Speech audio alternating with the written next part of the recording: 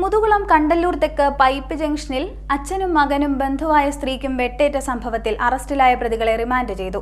കണ്ടല്ലൂർ തെക്ക് കോട്ടാംകാട്ടിൽ അജീന്ദ്രദാസ്, മകൻ അക്ഷയ്ദാസ്, അജീന്ദ്രദാസിന്റെ സഹോദരിയുടെ മകളായ കണ്ടല്ലൂർ തെക്ക് പടന്നേൽ പടിയിറ്റതിൽ ദീപ എന്നിവർക്കാണ് വെട്ടേറ്റത്.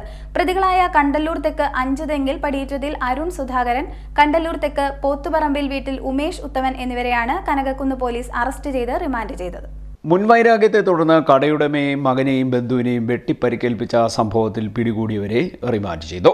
കണ്ടല്ലൂർ തെക്ക് കോട്ടാംകാട്ടിൽ വീട്ടിൽ അജീന്ദ്രദാസ്, മകൻ അക്ഷയ്ദാസ്, സഹോദരി പുത്രി പടന്നയിൽ പടിയിറ്റതിൽ ദീപ എന്നിവർക്കാണ് ഞായറാഴ്ച രാത്രി 9:15 വെട്ടേറ്റത്.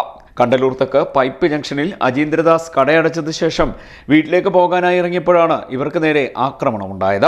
കണ്ടല്ലൂർ തെക്ക് അഞ്ചുതെങ്ങിൽ പടിയിറ്റതിൽ അരുൺ, പോത്തുപറമ്പിൽ രമേശ് ഉത്തമൻ എന്നിവരെ കനകക്കുന്ന് പോലീസ് സംഭവവുമായി ബന്ധപ്പെട്ട് അറസ്റ്റ് ചെയ്തിരുന്നു. ഇവരെയാണ് റിമാൻഡ് ചെയ്തിരിക്കുന്നത്. സംഭവത്തിന് ശേഷം കടന്നുകളഞ്ഞ പ്രതികളെ ആലപ്പുഴ മെഡിക്കൽ കോളേജ് പരിസരത്ത് നിന്നാണ് പിടികൂടിയത്. പിന്നീട് കോടതിയിൽ ഹാജരാക്കുകയായിരുന്നു.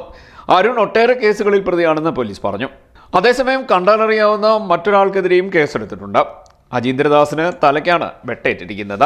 എന്നാൽ കണ്ടല്ലൂർ തെക്ക് പൈപ്പ് ജംഗ്ഷനിൽ ബേക്കറി നടത്തുന്ന അജീന്ദ്രദാസിനെയും മകനെയും മുളകുപൊടി എറിഞ്ഞ് വടിവാൾ കൊണ്ട് വെട്ടി മാരകമായി പരിക്കേൽപ്പിച്ച സംഭവത്തിൽ പ്രതികളെ രക്ഷിക്കാൻ CPM ശ്രമിക്കുകയാണെന്ന് Kayamkulam block Congress president T Zainulabdeen പറഞ്ഞു.